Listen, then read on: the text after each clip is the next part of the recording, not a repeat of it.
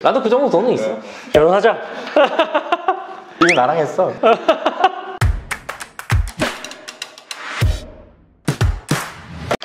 안녕하세요, 로이어 프렌즈입니다. 지금 저희가 영상을 촬영하고 있는 날 기준으로 어제 또 사회적으로 좀 약간 이슈가 되는 그런 판결이 나왔죠. 네. 그 SK 최태원 회장이랑 그리고 노소영 관장의 그 이혼 사건 판결이 나왔죠. 결론부터 말씀드리자면은 이제 그 노소영 측에서는 최태원 회장이 가지고 있는 주식의 거의 뭐 절반가량을 달라, 절반 조금 안 되는 거, 그리고 위자료도 3억 원을 내놔라 이렇게 청구를 했었는데, 인용이 된 거는 재산 분할을 이제 그 665억 원을 주고 그리고 위자료로 1억 원을 줘라, 총 666억 원을 줘라, 이렇게 판결이 나왔죠. 그래서 노소영 관장 측에서 이제 그 신청했던 거기에 비하면 좀 많이 부족한 편이기는 해요. 굉장히 오래됐잖아요, 둘이 그러는 지. 맞아요. 거의 뭐 이렇게 몇십 년 정도 되면은 소위 말해서 엠빵 하는 걸로 많이들 알고 있잖아요. 50대 50? 네. 근데 여기 보면은 최태원 회장 쪽 그 입장을 많이 반영을 해줬단 말이에요, 법원에서. 그 논리가 뭔고 하니 최태원 회장이 가지고 있는 그 SK 주식이 이거는 특유 재산이다.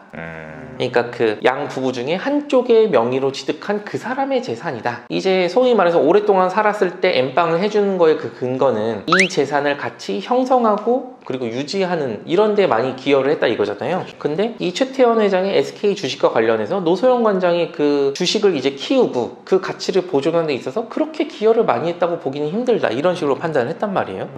그래서 결국 특유재산이라는 그 주장이 인정이 돼가지고 이렇게 뭐 주장에 비해서 조금 이게 가져가게 된 건데, 그러면은 어라? 내가 나중에 황혼이혼을 하게 된다고 하더라도 다 내 이름으로 재산을 해놔가지고 특유재산 재산하면은 얼마 안 줘도 되겠네, 뭐 이렇게 생각할 수도 있겠죠. 가능합니까? 근데 그게 좀 어쨌든 그 최태원 회장은 좀 이제 재벌이고 이제 회사를 운영을 하는 그런 부분에 있어서 좀 차이가 있잖아요. 뭐 일반인하고 좀 차이가 있으니까 보통 우리가 이제 뭐 내가 생활비를 벌어오고 뭐 전업주부로서의 역할을 한다 치면 이건 웬만하면 같이 기여를 했다고 보거든요, 재산 증식에 있어서도. 그쵸. 보통 이제 뭐 이렇게 요 재벌가 회장들의 이런 판결은 좀 약간 예외적인 케이스에 들어가는 것 같고, 일반적으로 이제 보통 이제 뭐 한 몇십억 아니면 좀 크면 이제 뭐 100억, 200억 요 정도 있는 사이즈에서는 웬만하면 오래 살면은 엠빵을 해주죠. 네, 오래 살면 거의 50대 50. 뭐 예를 들어서 뭐 제가 이제 그 손병구 변호사님이랑 결혼을 했어요. 네가 너랑? 그래가지고 결혼 2년 차에 제가 로또를 맞았어요. 로또 당첨금으로 30억을 받았단 말이에요. 어휴. 그 로또 당첨되고 나서 30년을 더 살았어요. 근데 황혼이혼을 하기로 했어. 제가 재판장에 가가지고, 아니 딴 건 모르겠는데 그 30억은 단순히 내 운으로 이렇게 내가 받은 건데 이거를 내가 손병구한테 왜 떼줘야 되냐, 이렇게 주장을 했어요. 받아들여질까요? 30억 전부 나한테 달라고 하겠지. 받아들여지나요?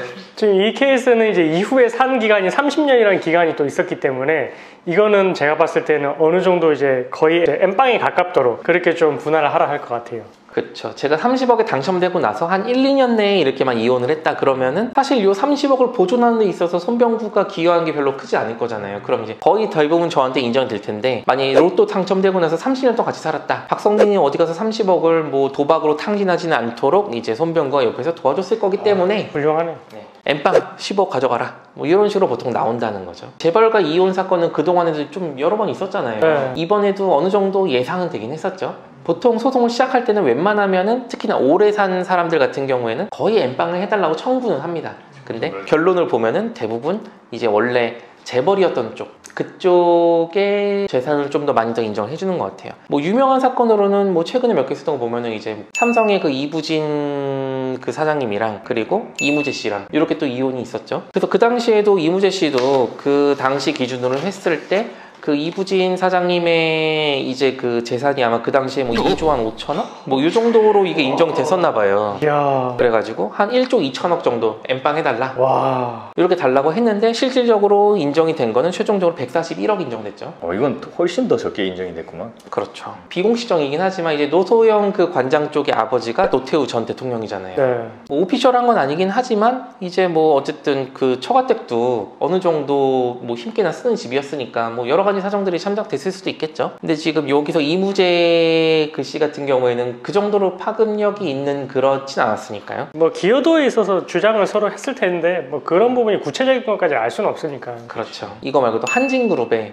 그 조연아, 최근에 조연아 부사장도 있었잖아요. 그래서 남편분이 아마 의사분이었던 걸로 이제 기사가 나오고 그랬던 것 같은데, 이 경우에도 뭐 정확히 재산을 알 수 없긴 하지만 그 조현아 부사장 같은 경우도 뭐 재산이 뭐 엄청 많겠죠. 저보다 뭐 한 얼마나 있을까? 하지 마. 너랑 비슷할 것 같아. 아니, 그치, 나도 그 정도 있지. 나도 그 정도 돈은 있어. 결혼하자. 이미 나랑 했어. 그랬었는데 이제 이혼을 하면서 인정이 된 게 13억 3천만 원 인정됐죠. 그래서 일단 그 재벌가 쪽에 재산이 더 이제 기여도가 있다고 보는 것 같아요. 당사자들 입장에서는 좀 억울하다고 생각할 수도 있을 것 같긴 한데 제가 보기에는 뭐 너무 이제 말이 안 된다 이렇게까지 보긴 힘들 것 같긴 해요. 여기서 그 재벌가 분들 같은 경우에는 결혼하기 전부터 이미 재벌이었기 때문에 이미 기본 베이스가 있잖아. 아무튼 그래가지고 재벌가 이혼한다고 하면은 사람들이 관심도 많이 있고 그 결과에 대해서도 다들 이제 뭐 알고 싶어 하는데 요거를 보고 어라? 그래? 저런 판례가 생겼어? 다 내 이름으로 이제 땡겨오고 무슨 뭐 공동명의 절대 안 해주고 이러실 필요 없습니다. 어차피 누구 명의로 돼 있든 일반적인 가정에서의 이혼은 연차에 비례해가지고 많이 올라가는 경향이 있기 때문에 물론 조금씩 주장한 바에 위아래로 왔다 갔다 하긴 하지만 이렇게 그 재벌가 이혼처럼 가는 경우는 거의 없다고 보셔도 될 것 같아요. 그래서 오늘은 요 최근에 이슈가 되고 있는 그 재벌가 이혼 사건에 대해서 말씀을 드려봤고 그리고 왜 이렇게 한쪽으로 몰빵을 해주느냐 거기에 대해서도 이제 뭐 재판부의 정확한 심증까지는 저희가 뭐 판사 마음에 들어간 건 아니니까 알 수는 없긴 하지만 아마 이러한 취지에서 그랬을 것으로 보인다 라는 의견을 한번 드려봤습니다. 다음에 또 이게 사회적으로 이슈되는 그런 사건이 있으면 찾아와 말씀드리도록 하겠습니다. 감사합니다.